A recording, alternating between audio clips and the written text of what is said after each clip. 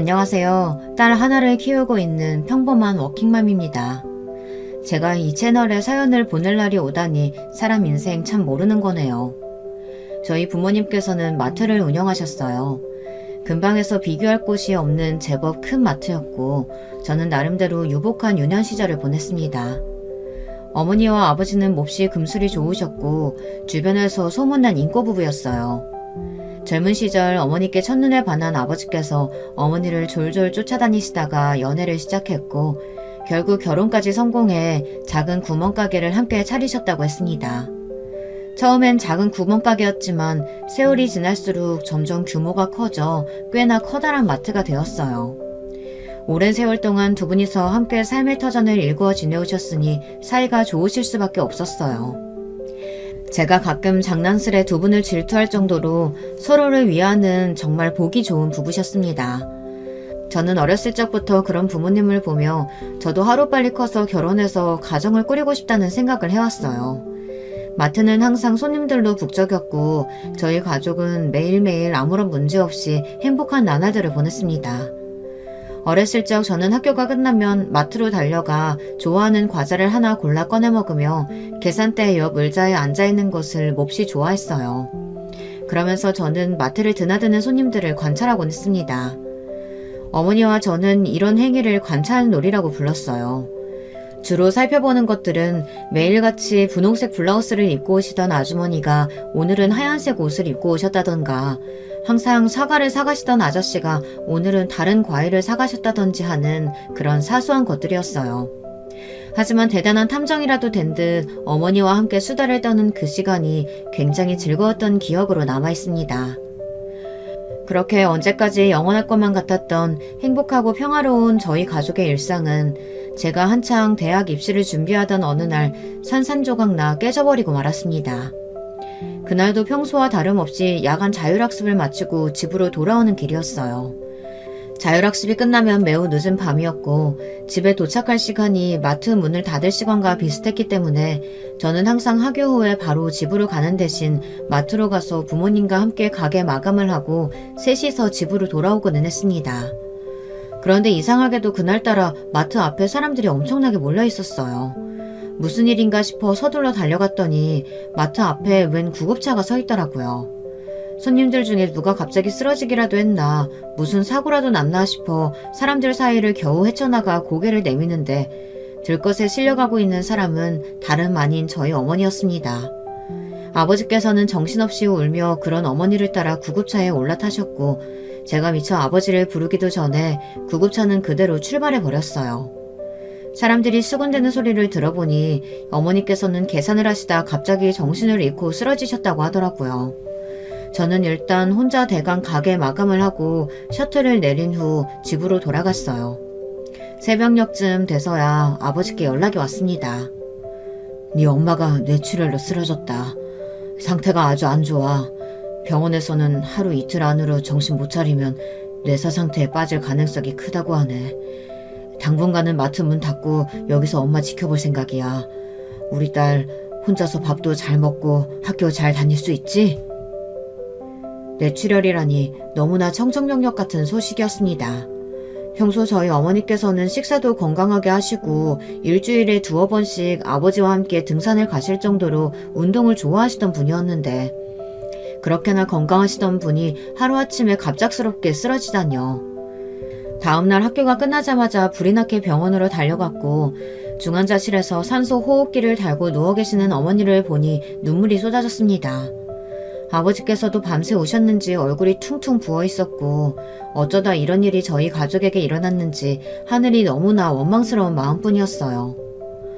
기적적으로 눈을 뜨시기는 했지만 이미 뇌에 많은 부분이 손상이 있습니다. 아마 이대로는 정상적인 일상생활이 불가능하실 거예요. 기본적인 운동 능력이나 언어 쪽에 특히 문제가 있을 겁니다. 약물치료와 재활훈련 꾸준히 하신다면 차차 나아지긴 하겠지만 어느 정도로 회복이 되실지는 환자에 달려있기에 저희도 장담을 드릴 수가 없습니다. 어머니께서 이대로 허무하게 돌아가실까봐 매일 밤마다 울며 기도했던 제 정성이 통하기라도 했는지 얼마 후 어머니께서는 정말 기적처럼 눈을 뜨셨습니다. 그러나 사고의 후유증으로 언어 중추에 문제가 생기셔서 전과 같은 일상생활이 불가능하게 되었어요.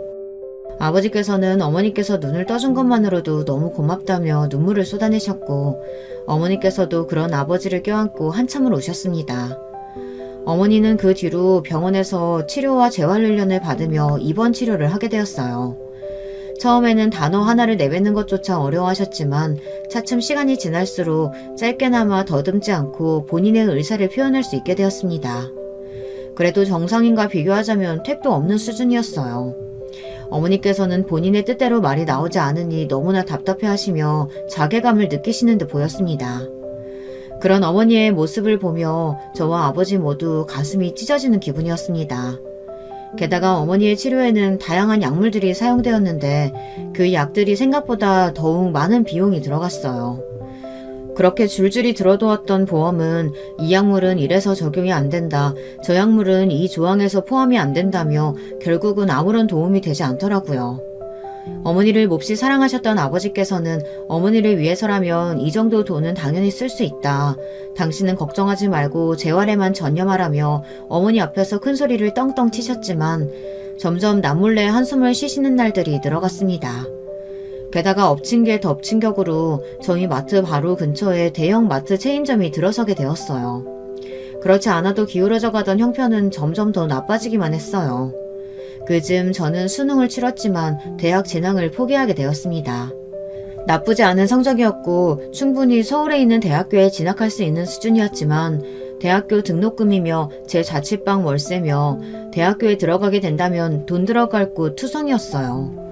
아버지께서는 그런 거 신경 쓰지 말고 대학에 진학하라며 다른 곳에 쓸 돈은 없어도 너 공부시킬 돈은 있다 큰 소리를 치셨지만 저는 고개를 가로저었습니다. 아버지, 요즘 낮에는 마트에서 혼자 일하시느라 밤에는 어머니 간병하시느라 너무 고생이시잖아요. 잠도 제대로 못 주무시고 집안 형편 어려운 거 뻔히 아는데 공부하겠다고 고집부릴 생각 없어요. 어머니 어느 정도 회복되시고 집안 형편 괜찮아질 때까지는 아버지 도와서 마트 일하고 어머니 간병하면서 지내고 싶어요. 대학에 갈지 말지는 그때 가서 다시 고민해봐도 되잖아요. 저한테는 대학보다 우리 가족이 훨씬 소중해요. 그렇게 저는 대학 진학을 포기하고 어머니의 간병에 전념하게 되었습니다.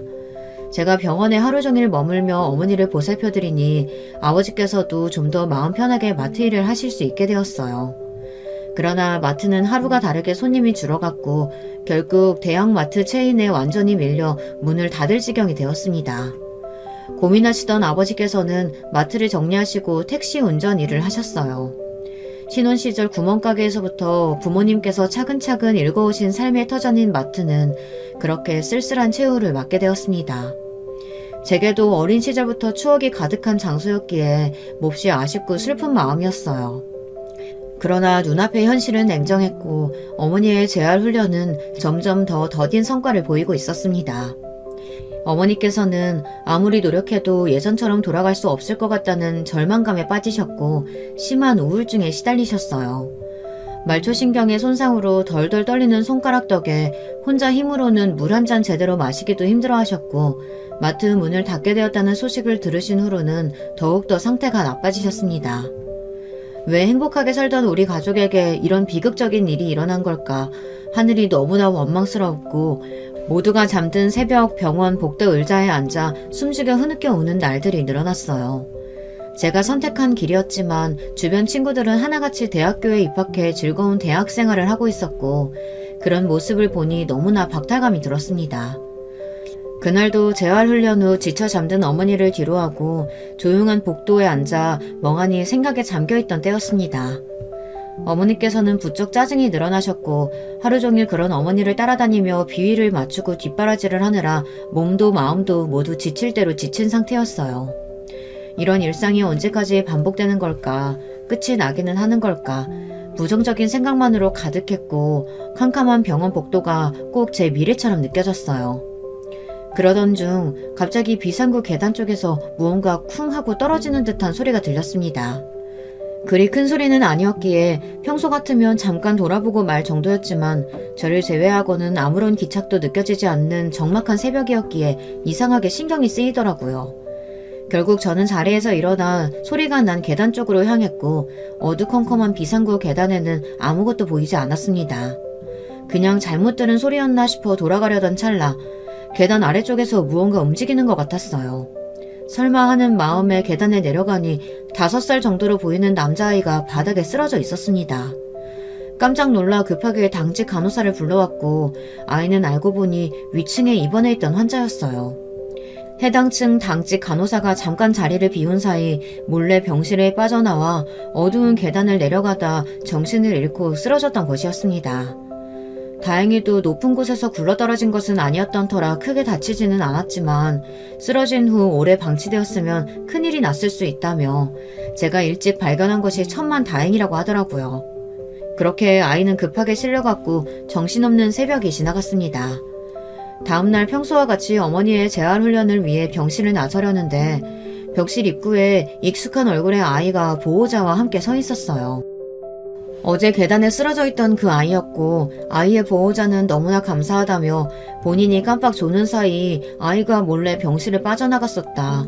하마터면 큰일이 날 뻔했는데 저 덕분에 살았다며 연신 고개를 숙였습니다. 저런 어린아이가 뭐 때문에 입원을 해 있었던 걸까 내심 궁금한 마음이었는데 알고 보니 그 아이도 저희 어머니처럼 뇌에 문제가 있다고 했어요. 저희 병실의 위층은 1인실들만 있는 말 그대로 상당히 부자인 환자들만 입원해 있는 층이었어요. 아이 또한 아버지께서 기업을 운영하고 계시는 부잣집 아들이라고 했습니다. 아이의 어머니께서는 원래 몸이 허약하셨는데 아이를 낳던 중에 생긴 문제로 목숨을 잃으셨고 아이도 미숙아로 태어나 뇌에 문제가 있었던 것이었습니다. 기업의 회장으로 바쁜 아버지를 대신해 간병인 아주머니께서 병원에 머물며 아이를 돌보고 있었고 아이는 태어난 후로 줄곧 병원에서만 자라 또래 친구가 아무도 없었어요.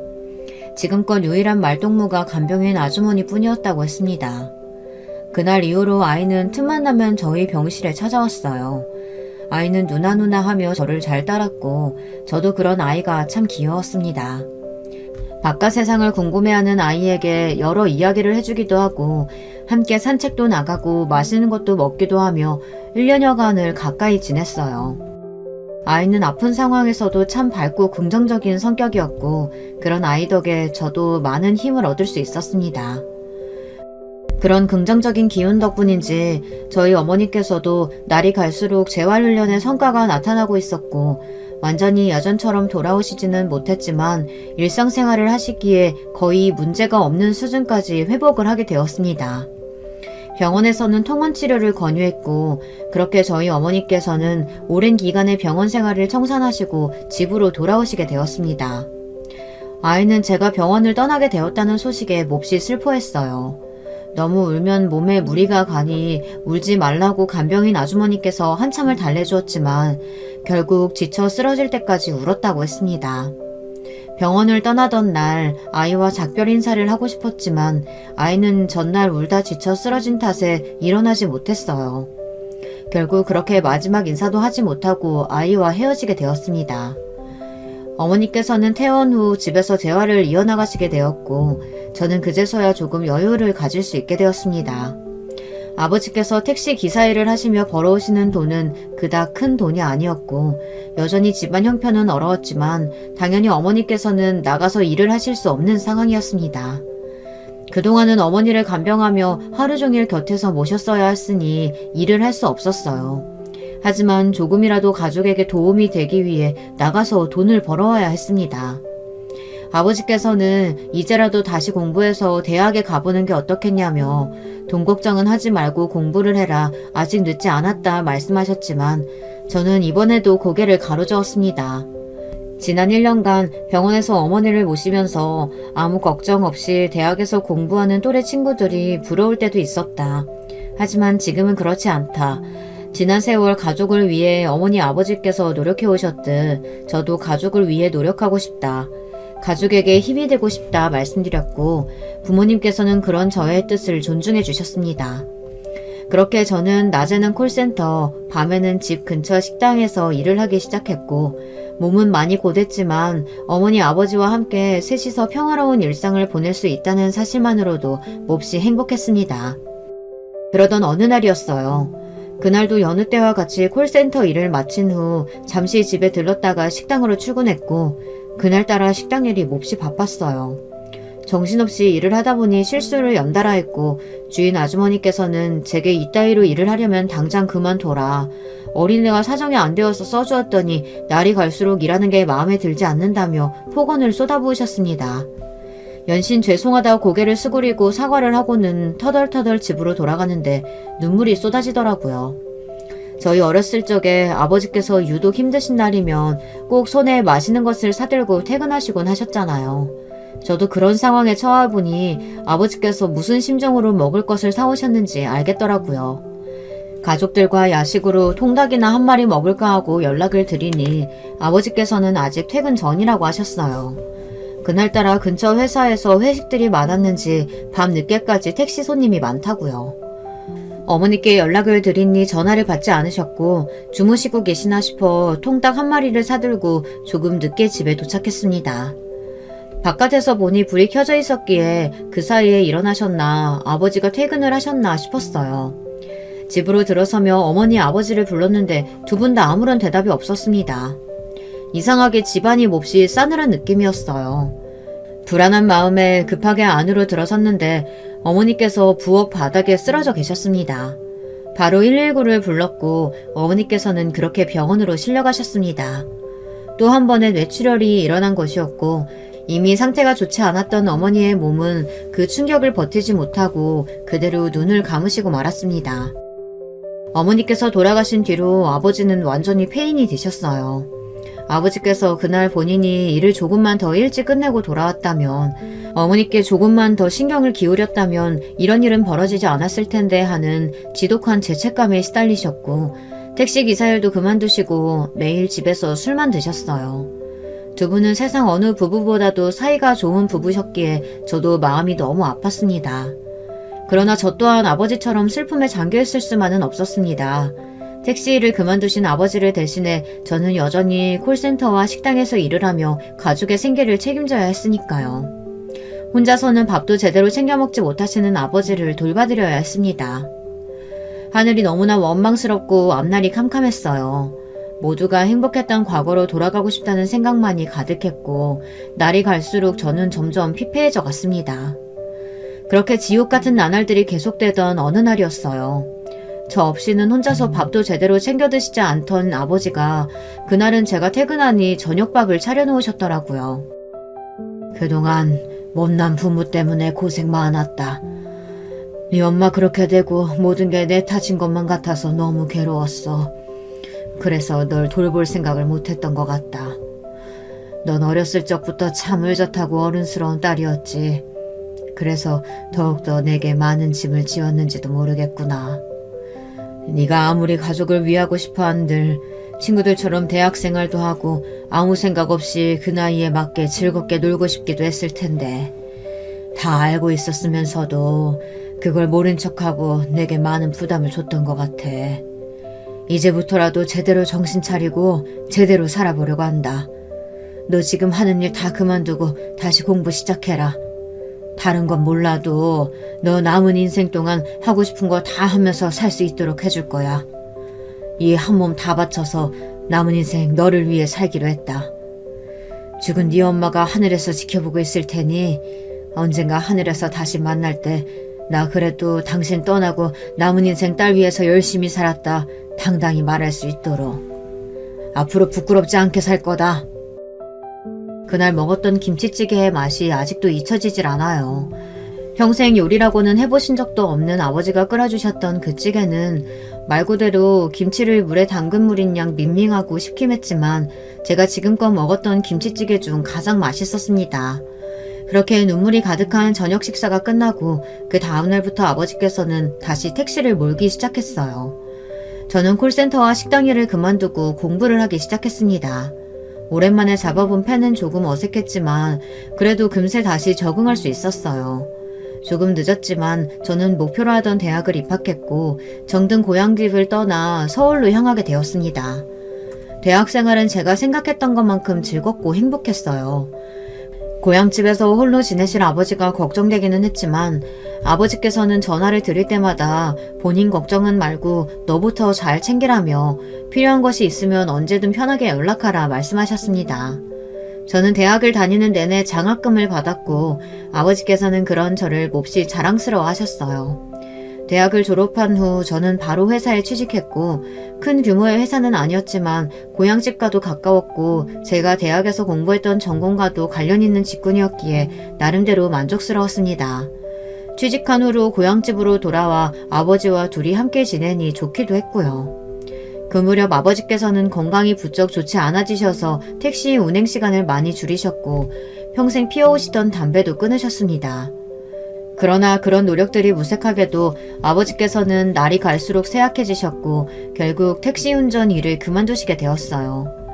여러분도 아시다시피 오랜 시간 운전하는 게 쉬운 일이 아니잖아요. 긴 세월 동안 하루에 10시간 이상을 차를 운전하며 보내셨으니 당연히 몸에 무리가 올 만했습니다.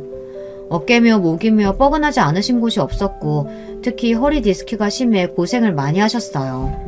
그런 아버지를 모시고 저는 물리치료원에 다니기 시작했어요.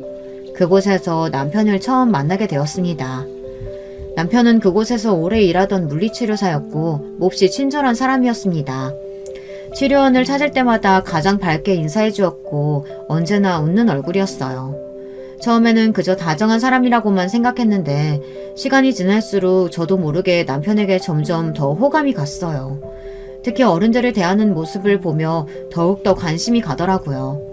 물리치료원 특성상 치료를 받으러 오는 환자들이 대부분 나이가 많으신 분들이었는데 모든 어르신분들이 그러시진 않지만 가끔 무턱대고 화를 내시거나 고집을 부리며 일하는 치료사들을 자기보다 낮은 사람 부리듯 함부로 대하는 사람들이 계셨어요. 남편은 언제나 그런 분들께도 언성 한번 높이지 않고 노련하고 능숙하게 대처하더라고요. 매번 진심을 다해 열심히 치료하고 어르신들을 성실히 모시는 모습을 보니 참 괜찮은 사람이라는 생각이 들었습니다. 그러나 저는 이제껏 연애 한번 해본 적 없는 순맥이었기에 남편에게 먼저 말을 걸거나 호감을 표시하기 어려웠어요. 그저 음료수나 빵 같은 것들을 조리원을 찾을 때마다 건네주며 간단한 안부 인사 정도를 전할 뿐이었어요.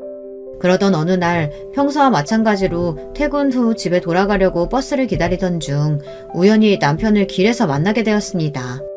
반가운 마음에 인사를 건네니 남편도 이런 곳에서 만날 줄은 몰랐다는 듯 반갑게 인사를 받아주었어요. 알고 보니 남편은 저희 회사 바로 앞에 살고 있었고 그 일을 계기로 저희는 점점 가까워지게 되었습니다. 함께 종종 저녁 식사를 하기도 하고 영화를 보러 가기도 하면서요. 그렇게 남편이 먼저 진지한 만남을 제안했고 저희는 연인이 되었습니다. 소식을 들은 아버지께서는 몹시 기뻐하셨어요. 아버지께서도 남편을 좋게 보고 계셨거든요. 아마 그 치료원의 어떤 환자에게 물어봐도 남편을 싫어하는 사람은 없었을 거예요. 그만큼 남편은 너무나 다정하고 성실하고 모든 면에서 완벽한 사람이었습니다. 시간이 흐를수록 이 사람이야말로 제 운명의 짝이라는 생각이 들었고 남편도 같은 생각이었는지 저희는 얼마 지나지 않아 결혼을 하게 되었습니다. 남편은 부모님 두 분을 어렸을 적 사고로 잃고 할머니 손에서 자랐다고 해요. 하나뿐인 가족이었던 할머니께서는 몇 년 전에 돌아가셨고 그 뒤로는 쭉 혼자서 지내왔다고 하더라고요. 그 이야기를 처음 들었을 때 정말 놀랐어요. 남편은 여러모로 보나 유복하고 부족할 것 없는 가정에서 행복하게 자라온 사람처럼 보였거든요. 그런데 어렸을 적에 부모님을 모두 여의고 어려운 형편에서 자라왔다니 정말 의외였습니다. 나도 처음부터 이렇게 긍정적으로 지낼 수 있었던 건 아니야. 어렸을 적에는 어려운 가정 형편이 싫기도 했고 날 두고 떠나버린 부모님이 많이 원망스럽기도 했어. 나를 제외한 세상 모든 사람들은 아무 문제없이 행복해 보였고 왜 나만 이렇게 불행하고 힘든 건지. 그렇지만 그런 것들은 전부 생각하기 나름이더라. 난 부모님 없이 자랐지만 그래도 날 돌봐주시던 할머니가 계셨고 풍족하진 않았지만 밥을 굶으며 지내진 않았어. 거창한 직업을 가지고 있지는 않지만 먹고 사는 데는 아무 문제 없고 무엇보다도 물리치료사라는 직업을 가졌기에 널 만날 수 있었잖아. 이렇게 생각해보면 난 정말 행복한 사람이야. 그런 남편의 모습에 그동안의 저 스스로가 참 부끄럽게 느껴졌습니다. 저 또한 왜 나한테만 이런 일이 생기는 건지 세상이 원망스럽고 매사에 부정적이었던 때가 있었어요. 물론 지금은 주어진 환경에 만족하며 나름대로 잘 지내고 있었지만 남편처럼 긍정적인 생각을 해보려고 한 적은 없었거든요. 매사에 긍정적이고 밝은 성격의 남편 덕에 저 또한 행복하게 지낼 수 있었고 남편과 함께했던 몇 년의 결혼 생활은 제 인생에서 가장 행복한 시기였습니다. 그러나 하늘은 제게 참 무심하셨어요. 남편은 결혼 후 얼마 지나지 않아 2살 날 딸과 저를 남겨놓고 세상을 떠났거든요. 사인은 심장마비였습니다. 그날 아침 남편은 제게 속이 좋지 않다는 이야기를 꺼냈고 저는 단순히 체라도 했나 싶어 소화제를 챙겨 먹으라고 이야기를 했어요. 점심시간에도 여전히 속이 좋지 않아 점심을 걸렀다고 했고 그때까지도 단순한 소화불량이라고만 생각했습니다. 그러나 오후 근무를 하던 남편은 갑자기 심장을 부여잡으며 쓰러졌고 근처 구급실로 급하게 실려갔지만 그대로 세상을 떠나고 말았습니다. 알고 보니 심장마비의 전조 증상이 바로 체한 것과 같은 명치의 통증이라고 했습니다. 저희 남편처럼 단순히 소화불량이라고 생각해 넘기다가 세상을 떠난 사람들이 많다고 하더라고요. 남편이 그렇게 허망하게 세상을 떠난 뒤로 저는 한동안 완전히 폐인이 되었습니다. 그날 아침 남편이 속이 안 좋다고 할 때 조금 더 신경을 써줄 걸, 점심시간에도 여전히 명치가 쥐어짜듯 아프다고 했을 때 그때라도 병원에 가보라고 등을 떠밀 걸 미친 듯이 후회가 몰려왔죠. 그 생각에 사로잡혀 일상생활이 불가능할 정도였습니다. 어머니께서 돌아가신 후 자책감에 시달리시는 아버지를 보고 왜 저렇게까지 스스로를 탓하시는지 솔직한 마음으로는 이해하기가 힘들었어요. 그런데 막상 제가 똑같은 상황에 처하고 나니 사람이 그렇게 될 수밖에 없더라고요. 머리로는 제가 막을 수 없는 일이었다는 사실을 알고 있었지만 가슴으로는 그렇지 않았습니다. 이제 막 2돌을 지난 딸은 아무것도 모르고 아빠를 찾는데 아빠는 영원히 돌아올 수 없는 강을 건너버렸어요. 왜 하늘은 내게서 소중한 이들을 계속해서 이렇게 뺏어가는 건지, 왜 하필 나였는지 세상이 너무나 원망스러웠고 매일같이 죽고 싶은 마음뿐이었어요. 그러나 몸이 불편하신 아버지와 어린 딸을 두고 저는 도망칠 곳이 없었습니다. 너무나 괴롭고 힘들어도 저는 어떻게든 버텨내야 했습니다. 그렇게 저는 거의 반쯤 넋이 나간 채로 일상을 보내기 시작했어요. 다행히도 아버지께서 딸을 집에서 돌봐주셨기에 회사 생활에는 큰 문제가 없었습니다. 물론 아버지께서도 몸이 성치 않으셔서 걱정이 되기는 했지만 없는 형편에 도우미를 구하거나 어린이집에 보낼 수도 없었고 그나마 집에 아이를 돌봐준 사람이 있다는 사실이 다행이었어요. 밥을 먹으면서도 잠을 자면서도 사는 것 같지가 않았습니다. 눈을 감으면 남편의 얼굴이 아른아른 떠올랐어요. 왜 이런 험한 세상에 나와 아이만 남겨두고 그렇게 빨리 떠나가 버렸는지, 저를 향해 웃어주던 얼굴과 다정한 목소리가 떠올라 매일 밤을 울며 지새웠습니다. 간신히 남편을 잊은 날에는 어머니가 떠올랐어요.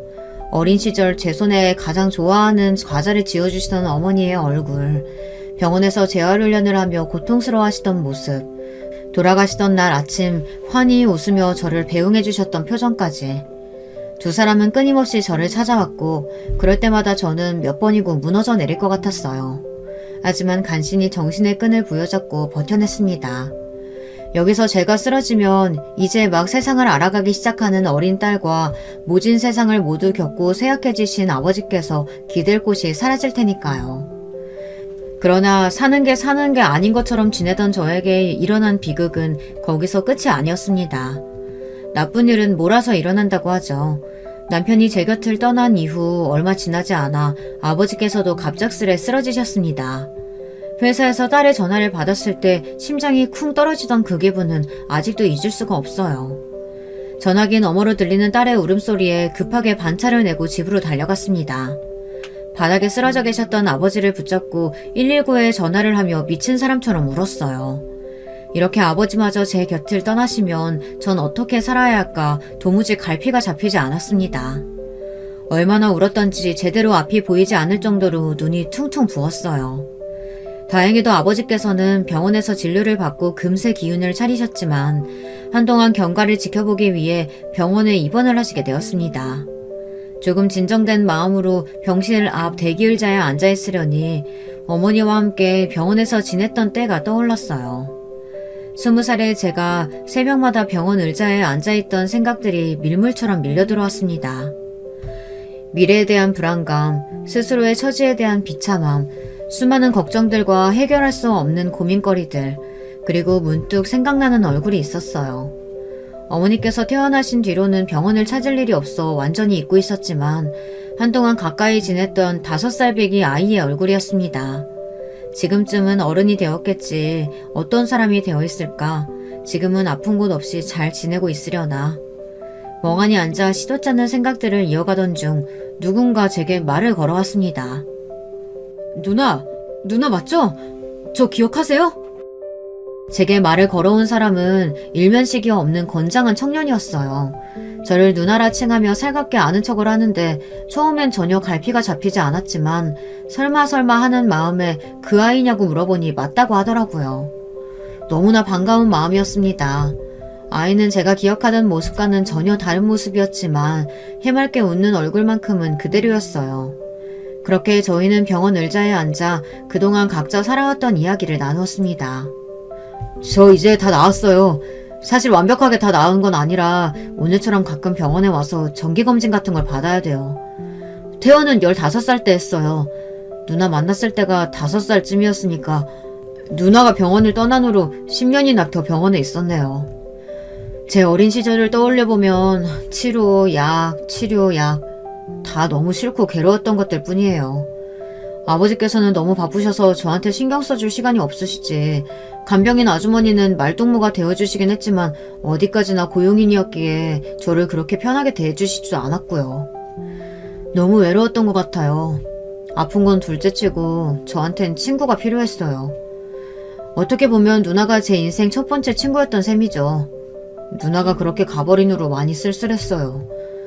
물론 아주 어렸을 적의 일이니 기억이 하나부터 10까지 다 나지는 않지만 누나랑 얘기하고 놀았던 게 몹시 즐거웠던 기억이 나요.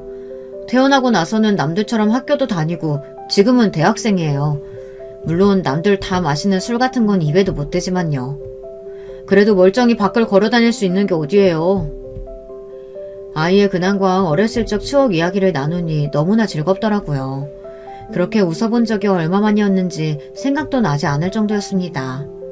치료를 받지 않겠다며 떼를 쓰다가 저한테 엉덩이를 얻어맞고서야 병실 밖으로 나섰던 일, 함께 옥상에서 달리기 시합을 했던 일, 밖에서 몰래 사온 떡볶이를 함께 나눠 먹었던 일, 짧다면 짧고 길다면 길었던 시간 동안 아이와 저는 추억을 참 많이도 쌓았더라고요.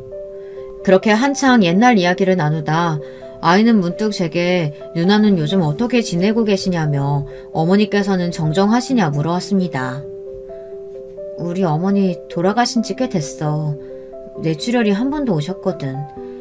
급하게 병원으로 실려오셨지만 결국 제대로 된 처치도 못 해보고 세상을 떠나셨어. 그날 아침까지만 해도 참 정정하셨는데 웃는 얼굴로 날 배웅해 주셨는데 사람 목숨이란 게 참 허망하더라고. 어머니가 돌아가신 뒤로 다시 공부를 시작했어. 오랜만에 펜을 잡아보려니 처음엔 많이 어색하더라. 그러고 보니 병원에 지낼 때 너한테 글을 가르쳐주고 했었는데 기약하려나 모르겠네. 한글도 제대로 못 읽던 애가 벌써 대학생이라니 세월 참 빠르다. 나도 남들처럼 대학교에 들어가고 회사에 취직도 하고 괜찮은 사람 만나 결혼도 하고 애도 있어. 딸이야. 근데 지금은 나 혼자 키우고 있어. 남편이 얼마 전에 죽었거든. 심장마비로. 인생 참 기구하지 않니? 어머니 그렇게 되시고 난 내가 세상에서 제일 불행한 사람이라고 생각했어. 근데 남편을 만난 뒤로 생각이 바뀌었지. 남편은 나한테 세상을 긍정적으로 살 수 있는 방법을 가르쳐준 사람이었어. 그런데 그런 사람이 날 세상 누구보다 부정적인 사람으로 만들어 놓다니 참 역설적이지 않아? 남편마저 내 곁을 떠나고 정말 죽을 것 같더라. 어린 딸이랑 아프신 아버지 두고 떠나고 싶다는 못된 생각도 많이 했어. 그렇지만 죽을 힘을 다해 버텼어. 내가 잘못되면 남은 2사람도 어떻게 될지 모르니까. 그런데 아버지께서 갑작스럽게 쓰러지셨어. 그래서 오늘 병원에 온 거야. 한동안 경과를 지켜봐야 해서 입원하셔야 한다고 하더라. 별일 없으신 건 참 다행이지만 병원비가 워낙 비싸야 말이지. 너무 오랜만에 만난 반가운 상대여서인지 저도 모르게 구구절절 지난 세월의 이야기들이 넋두리처럼 흘러나왔어요. 너무나 힘들고 지쳤지만 주변에 말할 곳 하나 없었기에 그랬었던지도 몰라요. 이야기를 다 해놓고도 내가 너무 쓸데없는 말들을 다 꺼냈다며 신경 쓰지 말라, 바쁠 텐데 붙잡아둬서 미안하다 말하자 아이는 세차게 고개를 가로저었습니다. 누나한테 그렇게 힘든 사정이 있는 줄은 전혀 몰랐어요. 누나는 제 생명의 은인이나 다름없어요. 그날 누나가 저를 발견해서 간호사를 불러주지 않았다면 다음날 아침에 싸늘한 모습으로 발견되었을지도 모르잖아요. 게다가 그 뒤로도 누나가 있었기에 이 감옥 같은 병원에서 그나마 즐겁게 지낼 수 있었어요. 누나가 그렇게 떠나버린 뒤로 항상 궁금한 마음이 남아있었어요. 그렇지만 너무 오래전 일이고 이제 와서 누나를 찾기에는 적당한 명분이 없기도 했고요. 그렇게 힘든 상황에 처해 있는 줄 알았다면 진작 누나를 찾아볼 거 그랬어요. 누나도 알다시피 저 부잣집 아들이잖아요. 저희 아버지 작은 회사 운영하세요. 이야기 들어보니까 누나가 하는 일이랑도 비슷한 것 같은데 저희 아버지께서도 나중에야 이야기 전해 들으시고 누나한테 살해하고 싶다고 하셨었어요. 아마 아버지께서도 누나 사정 들으시면 도와주실 거예요. 경제적인 살해나 아니면 저희 회사에 누나 자리를 마련해 드릴 수도 있고요. 딸 돌보면서 조금 더 편하게 다니실 수 있도록요. 아이의 말에 저도 고개를 가로저었어요. 너한테 그런 도움 바라고 이야기 꺼낸 거 아니다. 내가 요즘 너무 힘들어서 정신없이 너한테 털어놓아 버린 것 같다. 오랜만에 만나서 좋은 이야기만 나누기에도 부족한 시간이었는데 미안하다. 너무 반가웠다. 앞으로도 종종 연락하며 지내자 인사를 하고 자리에서 일어났습니다. 아이는 아쉬워 보이는 얼굴이었지만 저를 붙잡지는 않았어요. 그래도 누군가에게 솔직한 심정을 털어놓고 위로를 받으니 마음이 좀 편해지긴 하더라고요. 그렇지만 병원을 나선 제 눈앞에 닥친 것은 현실이었고 당장 내일부터 회사에 출근을 해야 하는데 그나마 아이를 돌봐주시던 아버지까지 쓰러지셨으니 제가 회사에서 일을 할 동안 아이를 맡길 곳이 없었습니다. 결국 저는 그렇게 2살 난 딸아이를 데리고 회사에 출근하게 되었습니다. 앞선 글에서는 언급한 적이 없었지만 제 회사 생활도 그리 순탄하지만은 않았어요. 저를 몹시 싫어하는 상사 한 명이 있었거든요. 그 상사는 요즘 말로는 골드미스, 흔히 말하는 노처녀 부장이었습니다. 원래부터 성격이 워낙 깐깐하고 히스테릭해서 회사 사람들 모두 쉬쉬하며 피해 다니는 사람이었어요. 저 또한 그 여자와 엮여서 좋을 것이 없었기에 최대한 심기를 거스르지 않으려 노력했는데 남편이 죽고 나서 제가 통 회사 일에 신경을 기울이지 못하자 부장의 눈에 그 모습이 몹시 거슬렸던 모양이더라고요. 다른 사원들이 모두 있는 자리에서 저한테 대놓고 조롱을 하기도 하고 남들과 똑같은 결과를 가져가도 꼭 제 것만 콕 집어서 지적을 하거나 다시 해오라 핀잔을 주기도 했습니다. 처음에는 제가 예민한 거겠지 생각했지만 점점 정도가 심해져 다른 직원들도 부장이 저를 싫어한다는 사실을 눈치챌 정도였어요. 딸아이를 데리고 회사에 나갈 때도 그 여자가 가장 걱정이었습니다. 다른 직원들은 그렇다 치더라도 부장은 분명 제 딸을 보면 난리를 치며 질색하게 뻔했으니까요. 역시 예상대로 부장은 제가 데려온 딸을 보자마자 버럭 화를 내며 미쳤냐, 여기가 어디라고 애새끼를 데려오냐 소리를 지르더라고요. 여기가 그쪽 놀이터예요? 아니면 뭐 어린이집이라도 되는 줄 알아요? 일하는 곳에 애새끼를 데려오는 건 도대체 어느 나라 상식이야? 내가 이런 기본적인 것까지 하나하나 가르쳐줘야 돼? 그렇게까지 머리가 안 돌아가요? 그러니까 그렇게 오래 일하고도 겨우 그 정도 직급 달고 있겠지. 진짜 한심하기 짝이 없다니까. 나 같으면 쪽팔려서 회사에 애새끼 데려올 생각은 하지도 못할 텐데 무식하면 용감하다고. 애새끼 생긴 것도 딱 보니 지 엄마 닮아가지고 멍청하네. 아휴 진짜. 저는 그런 부장에게 너무 죄송하다, 비상식적인 일인 거 저도 알고 있다. 근데 정말 아이를 맡겨놓을 곳이 없었다. 오늘 하루만 사정 이해해 주시면 주말 안에 해결책을 마련해서 앞으로 이런 일 절대 없도록 하겠다 사정했지만 부장은 지금 당장 애새끼를 데리고 나가라며 소리를 질러댔습니다. 서러움과 모멸감에 눈물이 정말 폭포처럼 쏟아졌어요. 결국 아이를 데리고 회사에 나서기 위해 자리에서 일어나던 순간 사무실 문이 열리며 회장님이 안으로 들어오셨습니다. 회장님 뒤로 비서들이 따라 사무실 안으로 들어섰고 너무나 당황스러운 마음이었어요. 회장님 앞에서 이런 상황을 빼도 박도 못하게 들켰으니 이제 잘리기라도 하려나 싶은 심정이었습니다. 이 부장, 지금 뭐라고 했나? 지금 내 소녀한테 뭐 하는 짓이야? 회장님의 입에서 나온 호통에 사무실 전체가 술렁였습니다.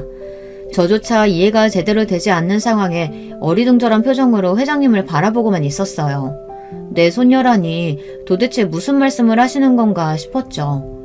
회장님께서는 그런 저에게 다가오시더니 제 손을 꼭 잡아주시고는 그동안 고생 많았다며 앞으로 본인이 제 딸을 손녀처럼 돌봐주시겠다 말씀하셨습니다. 아무리 이해하려 애써봐도 상식선에서는 이해가 되지 않는 상황이었고 뭐라 대답도 못한 채로 당황스러워하고 있으니 회장님께서는 익숙한 이름을 꺼내며 이 아이를 알지 않느냐고 물어보셨어요. 사실 제가 병원에서 만났던 그 아이가 바로 회장님의 아들이다라고 말씀하시더라고요. 정말 너무나 믿기지 않는 상황이었습니다. 영화나 드라마에서보다 훨씬 더 영화 같은 상황이었어요. 사실 이 글을 쓰고 있는 지금도 세상에 어떻게 이런 인연이 있을 수 있을까 하는 생각뿐입니다. 제가 다니던 회사는 규모가 그리 크지 않은 회사였기에 회장님께서 종종 사무실에 돌아다니시며 직접 사원들과 대화도 나누시고 가벼운 안부를 묻기도 하시며 사원들과 가깝게 지내시는 편이었어요. 아무리 중소기업이라 하더라도 높은 자리에 있으신 분이 그러시기 쉽지 않은데 참 인격적으로 훌륭한 분이셨죠. 대학을 졸업하자마자 입사하여 10년 가까이 같은 회사에서 일하고 있었으니 회장님과는 당연히 안면이 있는 사이였고 회장님께서는 얼마 전 제 남편이 심장마비로 목숨을 잃었다는 사실을 알고 계셨습니다. 아들에게서 저와 만났던 이야기를 전해 들으신 회장님께서는 심장마비 이야기에 설마 하는 마음으로 그 사람이 이 사람이냐 물으셨고 아들도 놀란 얼굴로 고개를 끄덕였다고 했습니다. 아들도 설마 하니 제가 본인 아버지 회사에서 일하고 있을 거라고는 생각하지 못했던 것이었겠죠. 모든 사정을 알게 되신 회장님께서는 기꺼이 저를 돕겠다 말씀해 주셨고 제 딸을 성인이 될 때까지 손녀처럼 후원해 주시겠다는 뜻을 전달하시기 위해 사무실에 찾아오셨던 것이었습니다. 당연히 사무실은 뒤집어졌고 특히 저를 구박하던 부장의 얼굴이 눈에 띄게 창백해지더라고요. 회장님께서는 우리 회사가 언제부터 이렇게 인정에 박하고 권위주의적인 곳이 되었냐며 사정이 어려운 사원이 있으면 서로 돕고 이해하며 지내야지 우리 회사의 사원을 잊었냐 부장에게 호통을 치셨습니다. 그리고는 내가 시간이 남아돌아서 그동안 사원들 하나하나 마주하고 대화를 나눈 줄 아냐. 아랫사람들에게 관심을 기울이고 아랫사람들의 짐을 대신 들어줄 줄 아는 것이 진정한 상사다. 당신 같은 인간은 상사 자격이 없다며 그 자리에서 부장을 해고하셨습니다. 부장은 그런 것 아니다. 제가 평소에 얼마나 근무 태도가 불량했는지 아느냐.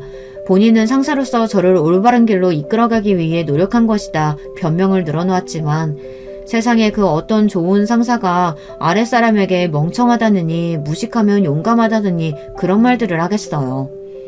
그 모든 폭언과 막말을 눈앞에서 목격하신 회장님께는 아무런 소용이 없는 변명이었고 결국 부장은 짐을 싸서 회사를 떠나게 되었습니다. 저는 한사코 도움을 거절하려 했지만 회장님께서는 완강하셨습니다. 아들 목숨값에 대한 답례라며 그동안 줄곧 눈앞에 두고도 은인을 못 알아봤다는 사실이 참 안타깝다고 하시더라고요. 인연이란 것이 이렇게 가까운 곳에 있기도 하다며 부탁이니 거절하지 말아달라 제 손을 잡고 애원하듯 말씀하셨고 회장님의 아들 또한 마찬가지였습니다. 이제라도 어린 시절의 은인에게 감사함을 보답해줄 기회가 생겨 기쁘다며 이렇게라도 하지 않으면 평생 마음에 걸릴 것 같다 간곡한 부탁을 해왔고 더 이상 자존심 세우며 거절할 수 있는 처지가 아니었기에 저는 결국 기쁜 마음으로 회장님의 도움을 받아들이기로 했습니다. 그렇게 다음날부터 도우미 아주머니가 저희 집으로 출근해서 딸을 돌봐주시기로 했어요. 병원에 입원해 계시는 아버지의 곁에는 전문 간병인이 하루 종일 붙어 아버지의 간호를 해드리게 되었습니다. 게다가 회사에서 더 가깝고 좋은 집으로 이사를 가기까지 했어요. 처음에는 간병인 도우미까지는 그렇다 치더라도 집까지 사주시겠다니 말도 안 된다. 그런 큰 도움은 필요 없다 거절했지만 회사 가까이에 집이 있어야 출퇴근하기도 편할 테고 아이가 점점 자라면 전에 살던 집은 좁을 텐데 본인 손녀가 자기 방 정도는 있어야 하지 않겠냐며 앞으로는 고집 부리지 않을 테니 이것까지만 받아달라 하셔서 결국 이사를 오게 되었습니다. 어린 시절 베풀었던 작은 관심과 친절이 이렇게까지 큰 도움이 되어 돌아올 것이라고는 전혀 생각해보지 못했어요. 사실 지금도 어안이 벙벙해요. 집안에 있으면서도 이게 정말 내 집이 맞나 이런 생각이 들고 현실이 믿겨지지 않는달까요? 게다가 저를 괴롭히던 부장이 잘리고 공석이 된 부장 자리에는 제가 앉게 되었습니다. 물론 부장 바로 밑에 직급이 저였고 부에서 가장 연차가 긴 사원이기는 했지만 부장으로 승진할 거라고는 생각도 하지 못했었거든요. 회장님께서는 저를 낙하산으로 앉혀준 것이 아니라 빈자리에 가장 어울리는 사람이 저였다며 부원들도 모두 제가 부장이 되는 것을 반기는 눈치였고 본인이 보기에도 제가 충분히 능력 있는 사람이라며 필요한 것이 있으면 언제든지 말하고 걱정 없이 회사를 위해 한 몸 바쳐 열심히 일해주시라 말씀하시더라고요. 그런 회장님의 말씀에 애사심이 끌어넘치는 기분이었습니다. 남은 인생 제 몸을 갈아서라도 이 회사와 회장님을 위해 일해야겠다는 다짐이 들었어요. 그 뒤로 아이는 저희 집에 놀러와 저희 딸과 함께 제가 아이에게 해줬던 것처럼 글 공부를 하기도 했고 시답잖은 이야기를 나누며 놀아주고는 합니다. 어렸을 적에도 참 긍정적이고 밝은 아이였는데 그 모습 그대로 컸더라고요. 대학교를 다니며 공부하고 있는 모습을 보면 제 대학 시절이 생각나기도 하고요. 가끔은 세상을 떠난 남편이 떠올라 울적해지기도 하지만 생전 남편이 그랬던 것처럼 저 또한 긍정적으로 세상을 바라보려 노력하고 있습니다. 게다가 이런 엄청난 은혜를 입었으니 세상이 긍정적으로 보이지 않을 이유가 어디 있겠어요. 한때는 제가 세상에서 제일 불행하고 저만 힘들고 남들은 모두 다 행복해 보이던 시절이 있었지만 지금은 아닙니다. 힘든 시간이 있으면 언젠가는 반드시 행복한 시간도 와요. 그 힘든 시간을 어떻게 해서든 버텨내고 지나가면 그 너머에는 행복이 여러분을 기다리고 있을 겁니다. 그러니 지금 과거에 저처럼 힘든 시간을 보내고 계신 분들이 계시다면 조금만 더 힘을 내서 버텨봅시다. 사람이 언제까지고 불행하라는 법은 없으니까요. 여러분께서도 언젠가는 제게 찾아온 것과 같은 행복이 꼭 찾아올 거예요.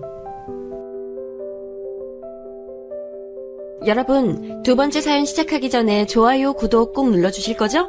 그럼 두 번째 사연 바로 시작합니다. 안녕하세요. 저는 이제 막 환갑을 넘긴 서울에 살고 있는 한 여자입니다. 이렇게 제 얘기를 해보겠다고 마음을 먹어보니까 왠지 모르게 울컥함도 있고 머쓱함도 느껴지네요. 다들 이런 기분으로 자기 얘기를 털어놓으시는 건지 참 대담하시다는 생각도 들어요. 그래도 서툰 제 이야기 잘 들어주셨으면 좋겠습니다. 언제고 한 번은 정리를 해두고 싶었거든요. 저는 어릴 적에 아버지 손에 키워졌습니다.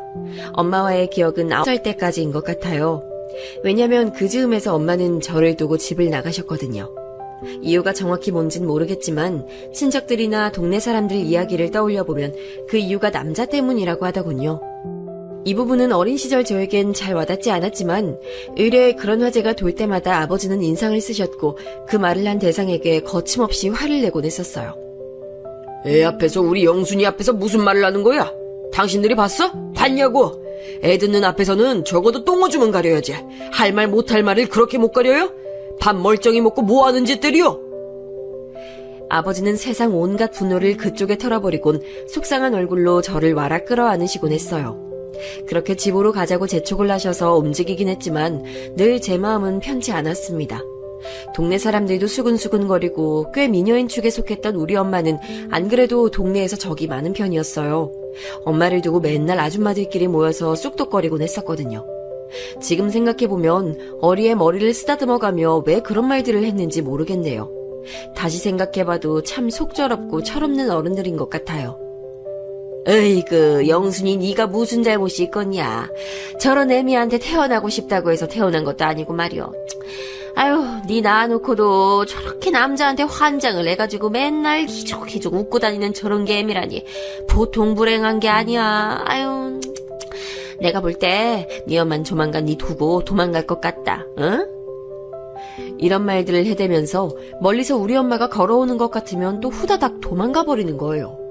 엄마는 안 그래도 아줌마들을 좋아하지 않았지만 결과적으로 그 아줌마들이 말한 대로 돼버렸어요.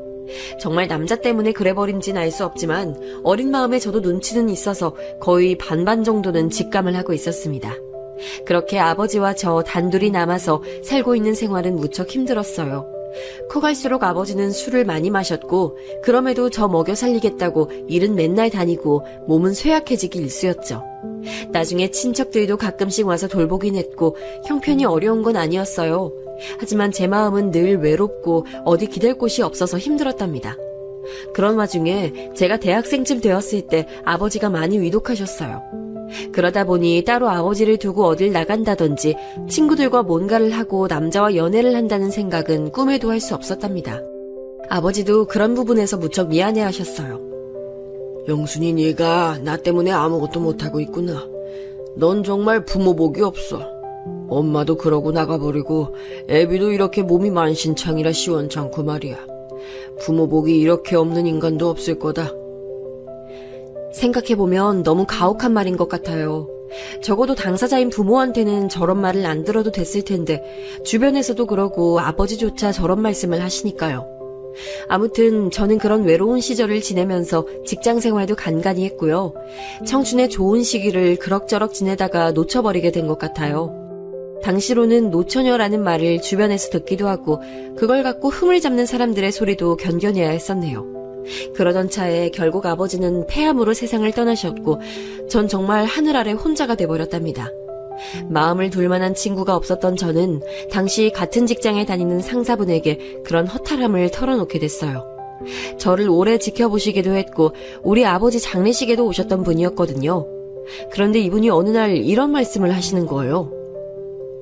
저기 영순 씨, 내가 볼 땐 영순 씨 인생이 그렇게 힘들었는데 앞으로는 좀 가족들끼리 북적북적하면서 사는 게 좋지 않겠소? 이제라도 늦지 않았어. 시집 가는 거 한번 생각해보면 어때? 너무 의외의 제안이 갑자기 들어왔기 때문에 무척 놀라웠지만 한편으로 저한테는 약간 컴플렉스처럼 결혼이란 단어가 남겨져 있었거든요. 부모의 결혼이 실패하기도 했지만 제 주변에 알만한 친구들이나 지인들은 아주 당연스레 결혼을 했었어요. 노처녀라는 이름 아래 수모를 겪기도 하고 이제는 제 인생은 정말 틀렸다는 생각을 했었거든요. 그런 와중에 시집, 결혼이라는 단어를 들으니까 왠지 모르게 동아줄을 붙잡고 싶다는 마음이 들었어요. 부장님, 저도 결혼을 하고 싶긴 해요. 근데 그게 마음처럼 될까요? 가고 싶다고 갈 수 있는 것도 아니고 어떻게 시작해야 될지 모르겠어요. 이렇게 어렵게 제 마음을 털어놨어요. 당시에 저도 상당한 용기를 냈던 거죠. 그런데 부장님께서도 조심스레 말씀을 꺼내시는 거예요. 그럴 만한 상대가 있다고 말이에요. 부장님, 정말요? 근데 저도 나이가 꽤 있는데 그럴 만한 분이 누가 있으실까요? 부장님 잘 아시는 분이에요? 이렇게 말을 꺼내니 부장님은 한 번은 살짝 난감하다는 표정을 지으시더니 양해를 구하듯 어렵게 말씀을 하시더라고요. 괜찮은 사람이 한 명 있긴 해. 저기 근데 말이야 영순 씨만 괜찮다면 내가 다리를 놓아볼게. 결혼을 했던 사람이야. 하지만 사람이 정말 너무 괜찮아. 요즘은 그렇게들도 다시 많이 연결이 되더라고. 앞불싸 부장님의 말씀은 재혼을 말씀하신 것이더라고요. 이 말을 듣고 순식간에 저는 우울해져서 표정 관리가 잘 안 됐어요. 제 얼굴색이 변하는 걸 보고 부장님도 주춤하실 정도였으니까요. 그런데 그 얘기를 듣고 며칠쯤 지났을까 묘하게 다시 마음이 동하는 거예요. 그냥 뭐라도 됐다, 내가 정식으로 선을 봐본 적도 없고 한번 이런 자리를 경험이라도 해보자는 생각으로 부탁을 드렸어요. 저 괜찮으니까 그냥 만나보게 해주세요. 한번 만나라도 볼게요. 이렇게 당차게 말을 해서 만남은 주선이 됐고요. 종로의 한 다방에서 만나뵌 그분과 이야기를 나누는 동안 부장님이 얘기해주지 않은 사실이 하나 더 있다는 것을 또 알게 됐어요. 바로 이 남성분에게 아들이 있다는 사실 말이에요. 이제 막 2살 난 아들이 있다고 하더군요. 생전 처음 듣는 말에 머리를 얻어맞은 양 얼떨떨했던 저에게 남성분 역시 미안함을 느꼈던 것 같아요. 그 얘기까진 못 들으셨군요. 이런... 그렇죠. 엄연히 결혼을 아직 안 하신 아가씨인데 실례가 많았습니다. 우리 오늘은 이쯤까지 하고 인사를 드려도 될 것 같네요. 죄송합니다. 그날은 저도 떨떠름하게 일어서서 집으로 가는데 가는 버스 정류장까지 친절하게 바래다 주시는 모습이 이상하게 집에 와서도 자꾸 생각이 나는 거예요. 굵직한 목소리, 짙은 눈썹, 다정해 보이는 눈매 등등 모든 것들이 제 마음을 흔드는 것 같았어요. 남자에게 그 정도로 호감을 가져본 것은 정말 처음이었기 때문에 저도 많이 혼란스럽더라고요. 그렇게 한 달쯤 지날 때에도 생각이 너무 강하게 나는 거로 어쩔 수 없이 제 쪽에서 먼저 연락을 하게 됐답니다. 결국 정말 믿을 수 없는 속도로 우리의 교제는 빨라졌고 어찌어찌 하다 보니까 결국 부부로서 인연을 맺게 됐지 뭐예요. 당시 많은 게 얼떨떨하고 모르는 게 많았던 저지만 그래도 살림이나 여러 가지 부분에서 자신은 있었어요. 아버지를 모시고 살았던 시간들도 있었고 내심 가정에 대한 열망이 제게 있었던 것 같더라고요. 그리하여 남편과 4살이 된 아들, 시어머니와 함께 한 집에서 살게 됐답니다. 그 당시에 아들은 어쩌면 다행이었던 게 4살 이전의 기억은 잘 못하더라고요. 보통 애들의 기억력이 희미해서 그렇다는데 그 부분이 전 다행이라고 생각했었어요. 그나마 생모에 대한 기억이 적은 편이었으니까요. 여기서 한번 짚고 넘어가자면 남편이 혼자 몸이 되어 아이를 맡게 된 데에는 이유가 있었답니다. 바로 생모가 일방적으로 이혼을 주장하면서 나가버렸다는 거예요. 이 얘기를 할 때에는 어머니가 그렇게 욕을 하시더라고요. 아주 못돼 먹은 여자를 만났어. 그래서 우리 정철이가 몹쓸 고생을 했지. 아유, 저렇게 피덩이를 낳아놓고 아주 대차게 나가버렸다니까. 지는 못 키운다고 하면서 말이야. 내가 볼 땐 젊은 놈이랑 눈 맞아서 나간 거 틀림없어. 이런 얘기를 들어보니까 남편과 아이가 짠하게 느껴지기도 하고 어쩜 그렇게 제 어릴 때 모습과 비슷하게 스쳐 지나가는지 모르겠더라고요. 인생이란 참 얄궂고 가혹하게 느껴지는 것 같아요. 남편과 어머니는 저의 이런 성장 배경까지 자세히는 모르지만 아무튼 저는 비슷한 걸 경험해서 그런지 이들이 무척 안쓰럽게 느껴졌었답니다. 그런데 그런 안쓰러운 마음을 갖고 서로 협력하고 도우며 불쌍하게 여기면서 살아갔다면 정말 아름답고 행복한 마무리가 됐을까요? 그렇게만 살았다고 해도 끝이 좋았을지는 잘 모르겠어요. 하지만 제 경우는 저런 아름다운 다짐을 갖고 시작한 지 얼마 안 되어 아주 난해한 일들이 일어나기 시작했어요. 일단 남편은 저를 괴롭게 하진 않았어요. 제 편이 되어주려고 했고 저를 이해해주려고 했어요. 아무래도 저를 진심으로 사랑해줬기 때문에 그랬다고 믿고 싶네요.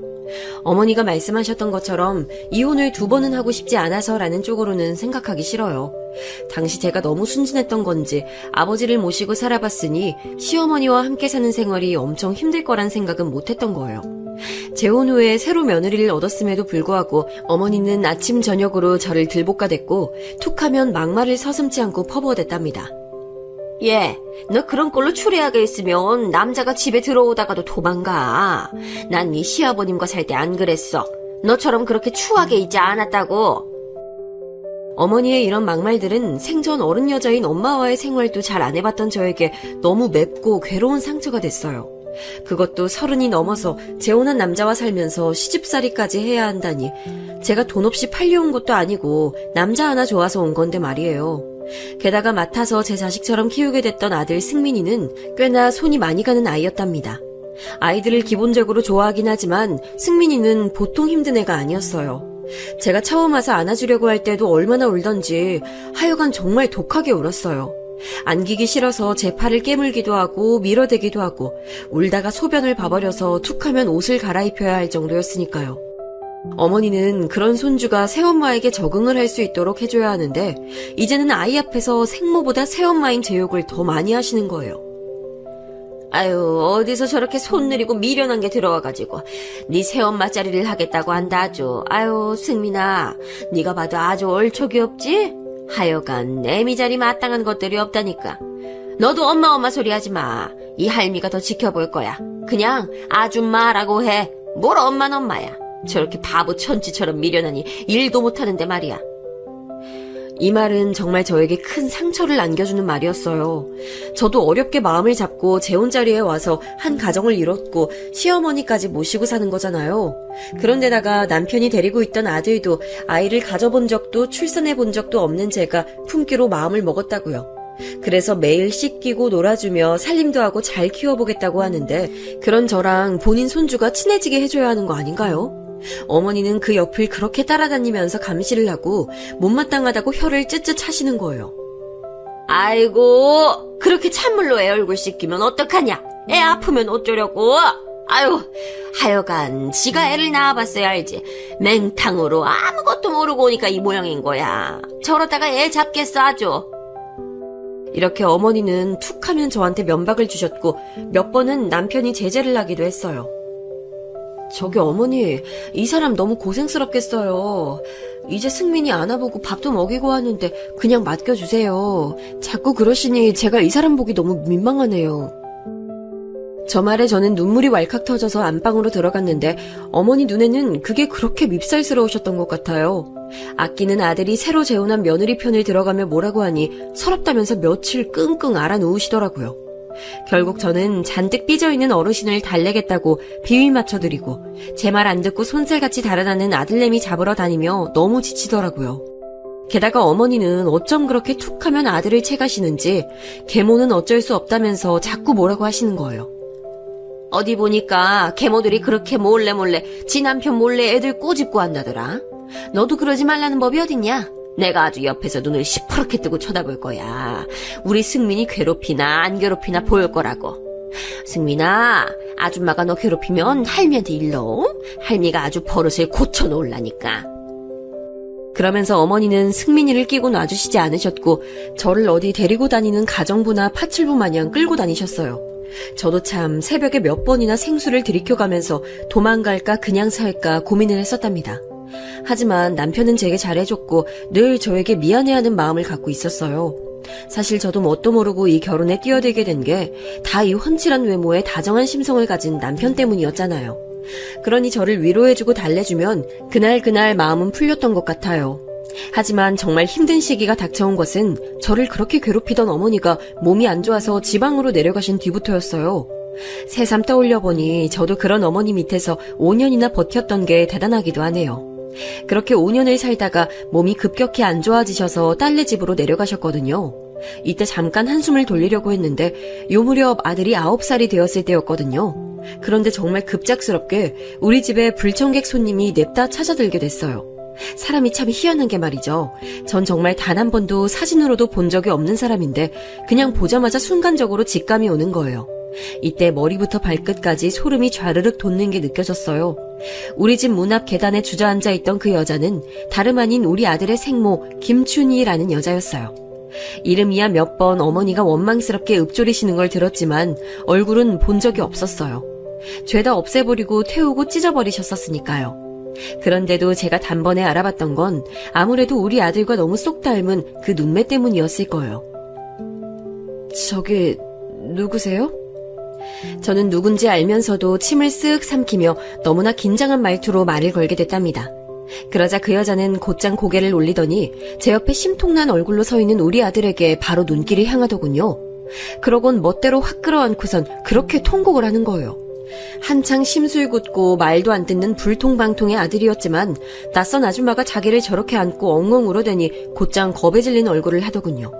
애가 잔뜩 얼어서 저한테 막 손을 뻗치길래 제가 얼른 애를 끌어안았어요. 그러자 바로 무서운 얼굴로 돌변한 여자는 저한테 삿대질을 해가면서 자기가 아들을 데려가겠다고 고래고래 소리를 지르는 거예요. 내 아들이야. 넌 뭐야? 아니 뭐야 이 인간? 새 여자라도 얻었어? 그래 좋다 이거야. 그럼 우리 아들 승민이는 나 주라고. 그렇게 소리를 고래고래 지르면서 동네방네 떠드는 바람에 그만 이 사실은 이 주변에 다 알려지게 됐고요. 우리가 이사가서 3년째 살고 있던 동네는 참 입소문이 빠르더군요. 어찌어찌 그 생모는 쫓아내게 됐지만 아들이 고스란히 잘 다니고 있던 학교에도 많은 소문들이 퍼져나가게 됐어요. 심지어 선생님이 저를 불러다가 상담을 요청하실 정도였거든요. 저 지금 반에서 도는 얘기가 있어요. 그게 승민이 어머님이 아니시고 다른 친어머니가 계시다고 말이에요. 이게 별 얘기는 아닌데 저도 아이들 통해서 듣다가 한 번은 확인을 해야 할 것 같아서요. 물론 이 부분에 대해서는 제가 아이들에게 주의를 주도록 하겠습니다. 정말 이때는 너무 허탈하다 못해 한숨이 팍팍 쏟아지더라고요. 대체 뭔 그리 잘못을 했다고 이런 말을 들어야 하는 걸까요? 아이와 부대끼며 어지간히 엄마 노릇을 해보겠다고 몸부림을 쳤던 제 모습이 너무 허무하게 느껴지더라고요. 비참함도 있고 여러 가지 마음들이 뒤섞여 그날 참 많이도 울었던 것 같아요. 따져보면 저보다는 애가 더 학교에서 힘들었을 텐데 말이죠. 이때는 정말 여러모로 한계가 느껴져서 남의 집 자식 엄마 하는 노릇을 그만둘까 이런 생각들을 했었어요.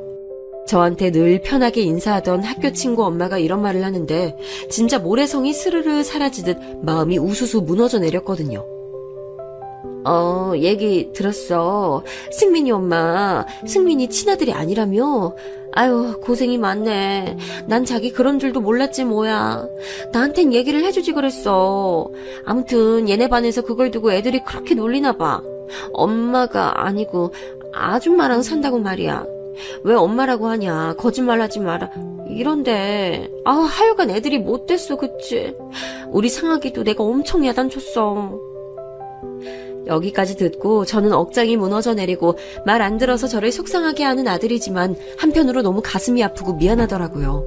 그런데 이 엄마의 말을 끝까지 들어보니 그닥 제 편도 아니었던 거예요. 그냥 말할 거리, 소문거리가 생긴 걸 재밌어하고 신나하는 것 같았어요. 근데 자기 진짜 힘들었겠다. 자기는 언제 결혼하게 된 거야? 재혼 자리에 들어가는 여자들이 보통 독한 게 아니더라고. 아니, 나쁜 뜻은 아니고, 내 말은, 그러니까, 심사임당만큼 대단하다는 거지. 남의 자식 키우는 게 보통 일인가? 보통 아무리 애지중지 키워봤자, 나중에 꼭 발등에 도끼를 찍잖아. 그거 알면서도 품는 거 대단한 거지. 속으로 마음이 문드러지는데도 다 알면서 먹이고 입히고 키우는 거니까.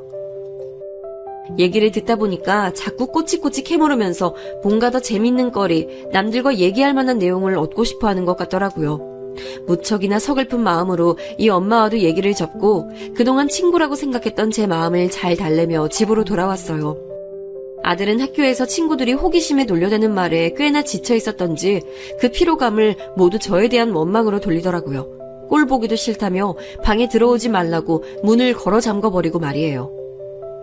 승민아, 문 열어봐. 저기 이거라도 먹어. 문 앞에 놔둘게, 응? 이런 말을 해도 듣지 않았고 아들은 이후로는 저에게 엄마라든지 아줌마라든지 이런 호칭을 아예 부르지도 않았어요. 그 어느 쪽도 선택하기 싫었던 것 같더라고요. 그냥 용건만 제 앞에 툭툭 던져놓기 일쑤였습니다. 나 공직 써야 돼. 1,000원 줘. 내일 학교 갈 때 줘. 이런 식으로 아주 무뚝뚝하게 그것도 짧게 간단하게 말을 하더군요. 아들이 저에게 마음을 완전히 닫기로 작정한 것 같아서 무척 괴로웠어요. 그런 마음을 남편에게 털어놨더니 당시 하던 사업이 원만치 않게 굴러가서 그런지 되게 혼란스러워하는 거예요. 참, 당신이랑 승민이 잘 지내는 줄 알았는데 참 어렵네. 어머니도 내려가시고 이제 당신이 좀 편해지나 했어. 승민이도 가운데서 눈치 보는 게 있었으니까. 근데 인생이 진짜 마음대로 잘 안 움직이네. 당신도 힘들겠지만 나도 좀 이해해줘. 내가 지금 해줄 수 있는 게 없네. 남편은 남편대로 밤낮 없이 시달리며 일터로 뛰어나갔었고 나이를 먹고 직급이 올라갈수록 책임질 게 많아지더라고요. 저도 마음 둘 데가 없었지만 그나마 당시에 제가 유일하게 마음을 놓을 수 있었던 게 화장품 방판이었어요. 지인이 그런 일을 하다가 저도 관심을 조금 보였는데 소개를 해준 거예요. 용돈벌이를 할 겸 마음의 상처를 딴 쪽으로 식혀볼 겸 시작하게 됐답니다. 이때는 남편도 밖에서 한창 바쁠 때라 저의 이런 일들을 굳이 뭐라 하지 않았었고요. 집에 있는 아들도 학원 다녀와서 간식이나 밥 찾을 때 말곤 저를 찾지 않았어요. 그러다 보니 자연스레 밀려났고 어찌 보면 저도 제 일을 할 수 있는 시간이 생겼답니다. 이때도 여러 아줌마들을 만나고 많은 일들을 겪었지만 가정에서 겪는 힘을건 외로움과는 비교할 수가 없었어요. 아들을 품어보겠다고 열심히 달려왔던 시간들이 참 부질없게 느껴졌었거든요. 그나마 방문 판매를 다니면서 아줌마들과 얘기하면서 속도 풀어놓고 그렇게 그 힘든 시간들을 겨우겨우 견뎌왔었던 것 같아요. 돈도 벌 수 있어서 좋았고 저를 찾는 아줌마 회원들도 생기고 그렇게라도 저는 해소하지 못했다면 아마 제 명에 못 살았을 것 같네요. 왜냐면 아들은 하도 학교 다니는 걸 힘들어해서 중간에 전학을 한번 시켰는데요. 그곳에서는 그나마 새엄마니 아줌마니 이런 것에 대해선 시달리지 않았어요. 그러나 저도 이유는 잘 모르겠지만 얘가 한번 친구들에게 괴롭힘을 당했을 때 되게 눌려 있었거든요. 그렇게 주눅 들고 상처 입어 보이는 모습이 티가 났었나 봐요. 나쁜 아이들은 그런 걸 기가 차게 알아채고 또 물어뜯기 시작하더군요. 이때 아들은 정말 많이 지쳐가게 됐어요. 중학교도 안 가겠다고 소리소리를 지르더라고요. 싫어. 중학교 안 갈 거야. 동네 형 보니까 검정고시 같은 것도 잘만 하더만. 그거 해도 되니까 나 학교 안 다녀. 이게 몰라. 아줌마 짜증나니까 나가. 그러면서 방문을 닫아버리는 아들을 보며 전 대체 제가 뭘 그렇게 잘못했는지 알 수가 없었어요. 결국 이때는 남편이 매를 두는 수밖에 없었답니다. 저는 그런 방법을 쓰길 원치 않았어요. 하지만 자초지종을 다 듣고 남편이 있는 데에서도 저에게 버릇없이 구는 모습을 보더니 매를 든 거예요. 태어나서 처음으로 아버지에게 그렇게 야단을 맞아본 아들은 그 시간이 더더욱 아프게 느껴졌던 것 같아요. 그리고 그 모든 원인이 저 때문이라고 여겼던 것 같고요. 이때 군말 없이 중학교에 진학하긴 했지만 가서는 더더욱 반항을 하기 시작하더군요. 하루는 선생님으로부터 연락이 와서 정말 가슴이 철렁한 거예요. 불현듯 아주 갑자기 다급하게 학교에서 걸려오는 전화만큼 진절이 나는 게 없었거든요. 역시 아니나 다를까 아들에 대한 문제였고 애지간한 문제가 아니었어요. 승민이 어머니시죠? 지금 당장 병원으로 오셔야 할 것 같아요. 승민이가 친구들과 놀다가 그만... 이 말에 저는 곧장 외출 준비를 하다가 다 취소하고 병원으로 뛰어갔어요. 혹여나 괴롭힘이라도 당해서 무슨 일이 난 줄 알았더니 그나마 그건 아니었는데 대신 엄청 큰 사고를 당하게 된 거예요. 운동장에서 기구를 타고 놀다가 발을 헛디뎌서 그만 크게 다치게 됐더군요. 그래서 그런지 여기저기 엉망이 되고 손봐야 할 곳이 한두 곳이 아니었어요. 정말이지 철철 끓어오르는 가슴을 겨우 달래가며 아들을 데리고 대학병원이며 여기저기 다녔어요. 아들은 이미 중학교 2학년 때 키가 180cm까지 자라서 저보다 훌쩍 크고 손도 두툼하고 컸는데 여전히 속은 애 같고 사고를 치고 다니는 바람에 손이 많이 갔답니다. 그런 와중에도 여전히 퉁퉁거렸고 호칭은 제대로 붙이지도 않았어요. 아, 나 여기 너무 아픈데 또 치료받아야 돼요? 아줌마, 아니, 아무튼 이번만 갈 거예요. 나머지는 알아서 낫겠지 뭐. 아들은 투덜거리면서 치료도 안 받으려고 했고 그걸 억지로 저는 생으로 끌고 다니면서 그 덩치 큰 애가 여기저기 수술을 받고 얼굴도 원래대로 회복할 수 있도록 도왔어요. 그러다 보니 정말 제가 다 늙겠더라고요. 실제로 거울을 보니까 여기저기 주름살도 늘고 인상을 얼마나 찡그리고 다녔는지 미간 쪽도 움푹 패여있고 살아온 세월이 얼굴에 보이는 듯 했어요. 그러다가 아들은 고등학생이 되어서도 같은 반 친구를 때려서 사고를 치고 그거 쫓아다니면서 사과하러 다니는 것도 죽을 맛이더라고요. 이렇게 바쁘던 사이 정말 너무 한계가 오는데 그제서 남편은 집에 좀 얼굴을 비추기 시작했어요. 그전에는 일이 너무 바쁘다 보니 잘 못 왔고 제깍제깍 월급만 주는 정도였어요. 그런데 이제 슬슬 가정에 신경을 쓰고 시간이 생기면서 저와 잘 안 맞는 아들의 사이를 어설프게 맞추려 드는 거예요. 너무 답답해서 그러지 말라 했어요. 당신 그러다가 나랑 승민이 사이는 더 덧나. 그냥 놔둬 제발. 당신 마음도 알겠는데 이러면 되려다가도 안 된다고. 그 말에 남편은 좀 서운했는지 외려 저에게 뭐라 하는 거예요. 이거 참 진짜 아들 하나만으로도 죽겠는데 절 왜 그리 괴롭히는 걸까요? 왜 나만 빼고 그러는 거야? 난 당신이랑 재혼하고 오로지 당신과 승민이만 생각하면서 열심히 밖에서 돈 벌어왔어. 둘을 고생시키지도 않겠다고 돈만 벌었다고. 어머니가 당신 힘들게 하는 것 같아서 어머니한테 모진 소리도 하고 그렇게 바쁘게 살다가 어머니 임종도 제대로 못 지켰어.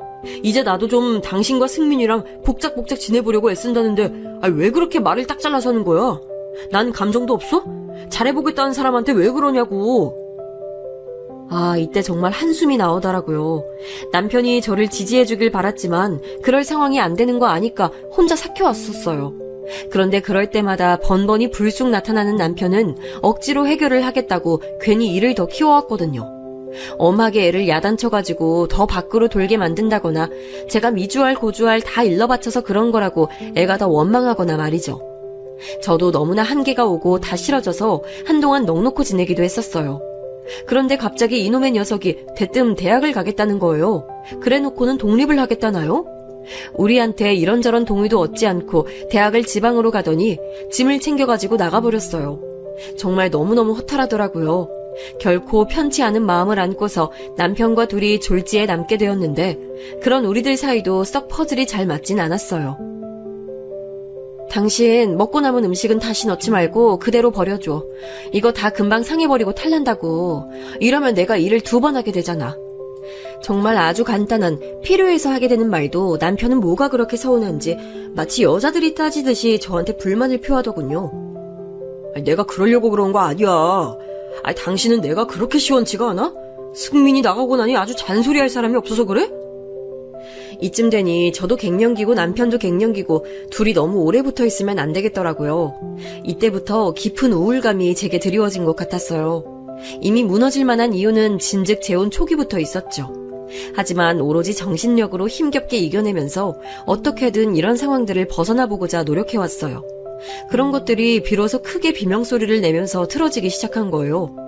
아무튼 어느새 남편과의 결혼 생활도 거의 20여 년이 다 돼갈 때였기 때문에 굳이 일을 벌리고 싶진 않았어요. 조용조용하게 모든 게 무던하게 지나가길 바랐답니다.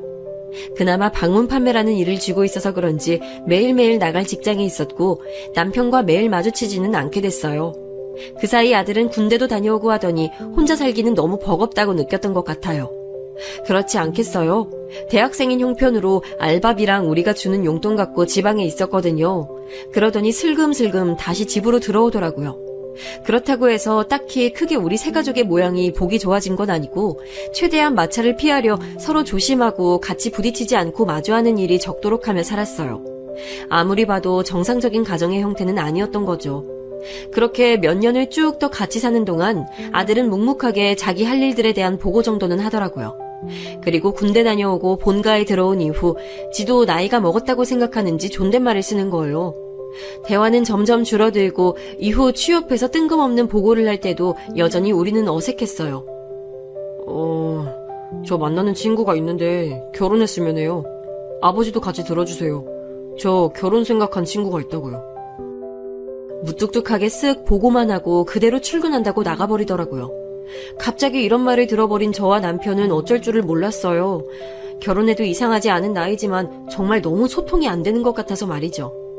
그런 뒷모습을 보며 또 나는 이 집에서 엄마 역할을 하고 있는 사람인 고로 뭘 해야 할지 나름의 정보들을 또 캐러 다녔지 뭐예요. 역할을 해야 하니까 같이 일하는 직원들이나 아들, 딸 시집상가 보낸 거래처 손님이나 직원들에게도 팁을 얻고 그랬어요.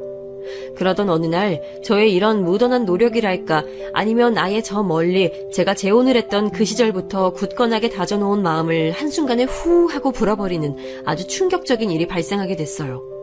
남들은 뭐라고 할지 모르겠는데 아마 남들 눈에 봐도 이건 충격이지 않을까요? 저는 이날 아들의 핸드폰에서 아주 놀랍고 끔찍한 것을 발견하게 됐거든요. 그것은 바로 저를 지칭하는 단어였는데 어찌 보면 아주 평범한 단어였지만 저와 아들의 관계에서 이 단어가 과연 적합한 것인지 알 수 없는 단어였어요. 거실 소파에서 잠들어서 핸드폰을 바닥에 떨어뜨린 아들을 보며 그걸 주워서 주려던 차에 제 손으로 버튼을 누르게 된 거예요. 직전 통화 버튼이 있는 창이 보여졌는데 거기에는 아주 선명하게 6글자로 적혀있는 단어가 있었어요. 바로 파출부 아줌마라는 단어 말이에요. 처음엔 이게 뭔가 했죠. 아들 회사에서 일하시는 아주머니인가 아니면 뭘까 하면서 그냥 은연중에 생각하다가 저는 도통 남의 핸드폰 같은 걸 보는 성격이 아님에도 불구하고 순간적으로 궁금한 거예요. 그래서 한번 그 단어를 눌러봤는데요. 세상에 말이죠. 정말 기함하고 경악할 만한 모습이 제 눈앞에 펼쳐지는 거예요. 그 단어를 눌렀을 때 바로 밑에 차르르 뜨는 휴대전화 번호가 저에게 너무 익숙한 숫자들이 주르륵 나열되어 있더라고요. 그건 바로 제 번호였어요. 그러니까 그 파출부 아줌마라는 사람은 다름 아닌 저라는 사람을 지칭했던 것이더라고요. 다른 사람도 아니고 자기를 엄마와 아들이라는 관계로서 이래저래 끌고 왔던 저를 아들은 그런 이름으로 저장을 해뒀어요. 저도 모르게 외마디로 뭐라뭐라 흘러나왔고 그 소리에 깨버린 아들은 일어나 저를 쳐다보더군요. 뭐 하는 거예요? 핸드폰 주세요. 그러면서 핸드폰을 낚아채 가더니 제가 보고 있던 화면을 보자마자 엄청나게 눈이 커져서는 저를 쳐다보더군요. 눈동자가 이래저래 마구 움직이면서 흔들리더니 이내 눈을 꽉 감고 체념한 듯 입을 꼭 다무는 거예요.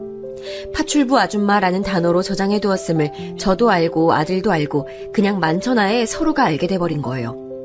이후로 저는 아들과 단 한마디도 하지 않았어요. 물론 평소처럼 밥을 차려주고 옷을 다려주고 아들이 있는 공간을 청소해주는 건 똑같았어요. 아들이 엄청 곤란한 얼굴로 같이 가달라고 부탁했던 상견례 자리도 평범하게 다녀왔고요. 하지만 그 외에 사적인 말은 전혀 섞지 않았어요. 아들답지 않게 저를 몇 번 불러서 뭔가 말하고 싶어하는 눈치였지만 저는 완전히 입을 닫았습니다. 남편에게는 평소처럼 대했기 때문에 그 사람은 정말 아무것도 모르고 있었고요. 하여간 저는 이 시기에 그 누구에게도 제가 받은 충격과 상처에 대해 오픈하지 않았어요. 가까운 지인에게도 말하지 않았고 그냥 조용히 정신과를 예약해서 제 얘기를 털어놓고 썩 시원치 않은 해결책만 받아서 집에 돌아왔어요. 왜 이런 짓을 하고 있어야 하는지 모르겠어서 더 화만 나더라고요. 끙끙 앓고 있다가 누군가 어디서 마음을 위로해주는 강연을 한다길래 거기도 들려봤었어요. 그냥 듣고 있는 그 1시간만 조금 나아질 뿐 궁극적으로 아무것도 좋아지지 않았어요. 이후로 길을 걷다가도 멈춰서서 가슴을 괜히 치기도 하고 그냥 세상 만사 모든 게 다 억울하게 느껴지는 거예요. 이후에 아들이 어줍지 않게 저에게 청첩장을 내밀면서 결혼식에 관련된 내용들을 간단하게 말하는데도 전 대충 말을 했어요. 문자로 정리해서 보내줘. 몸이 안 좋아서 그만 들어갈게. 이처럼 저는 도저히 아들의 얼굴을 볼 자신이 없었어요. 아들에 대해 끓어오르는 이 감정을 어떻게 표현해야 할지 모르겠더라고요.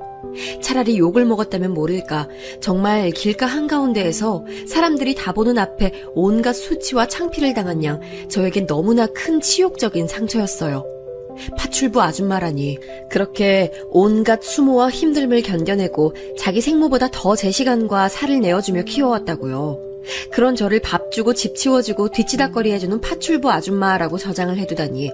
저는 그냥 아줌마라는 소리만 들어도 경기가 일어나고 관련된 단어만 봐도 눈을 제대로 뜰 수가 없을 정도로 스트레스가 심해졌어요. 결국 저는 큰 결심을 하게 됐는데 이대로는 아무것도 못 해먹겠더라고요. 정말. 내 몇십 년의 인생을 그런 허접한 단어로 일축시켜버린 아들을 보며 쫓아가서 어떻게 한풀이를 하고 욕지기를 던져야 할지도 답이 나오지 않았어요. 제가 할 수 있는 반박이나 대응은 이제 더 이상 너 하자는 대로 해주지 않겠다는 대답이 아닐까, 그 정도 생각밖에 들지 않더군요. 이걸 복수라고 부른다면 복수기도 하고요.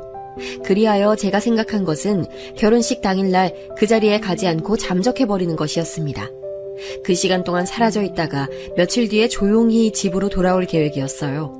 그러고 나서 뭔 사단이 나던지 이 나이에 황혼이혼을 하거나 다 뒤집건 간에 갈 때까지 가보자. 대신 모든 불씨는 내가 던져서 아주 박살을 내버리겠다는 생각이 들더군요.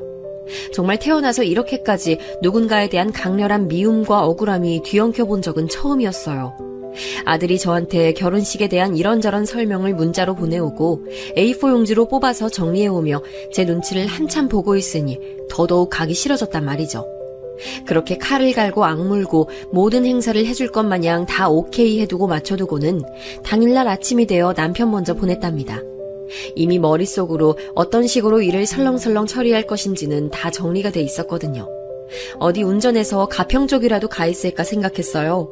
근데 그렇게 올라타니 운전대를 잡고 잠깐 멍하니 창문 밖을 보게 되는 거예요.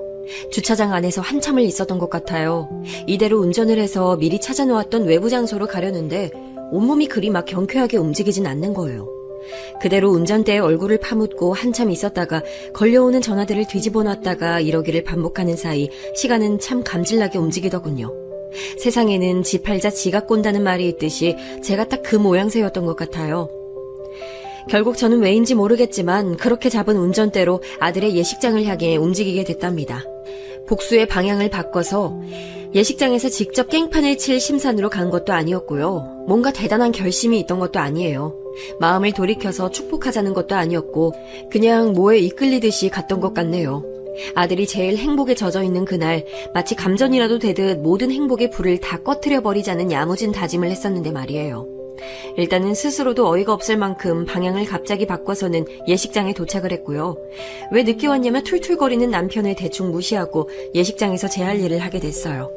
내내 죽은 눈을 하고 있을 수는 없으니까 그런대로 장단은 맞춰주면서 말이죠. 십몇 년 만에 보는 시댁 식구들도 있었고 아무튼 엄연히 혼주니까 앞장서서 인사를 하고 다시 생각해도 내가 왜 왔나 싶어서 괜히 머리가 뜨거워지기도 했어요. 그런 차에 간만에 만난 시댁 먼 어른께서 저를 보시더니 어깨를 두드려 주시는 거예요. 그러면서 툭 던진 그 말이 제 가슴을 아주 아프게 후벼 파는 게 느껴졌습니다. 애썼어. 승민 엄마가 아주 애썼어.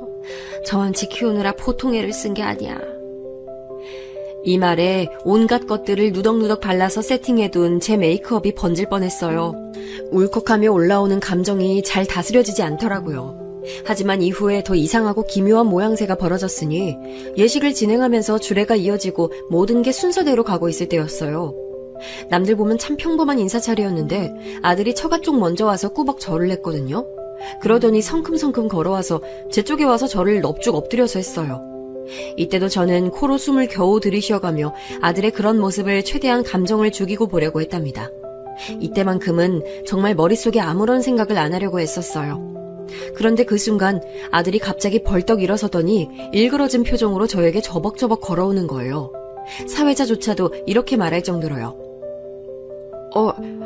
아드님이 어머님께 벅차오르는 감정을 주체할 수가 없나 봅니다. 절 한번 하는 것만으로는 부족하죠. 그렇죠. 부모님 사랑을 어떻게 그거 하나만으로 다 표현하겠습니까? 그러면서 아들이 갑자기 저를 와락 껴안는 거예요. 제 몸이 한 번 휘청할 정도로 와락 껴안는데 정말 제 눈도 다 튀어나올 뻔했어요.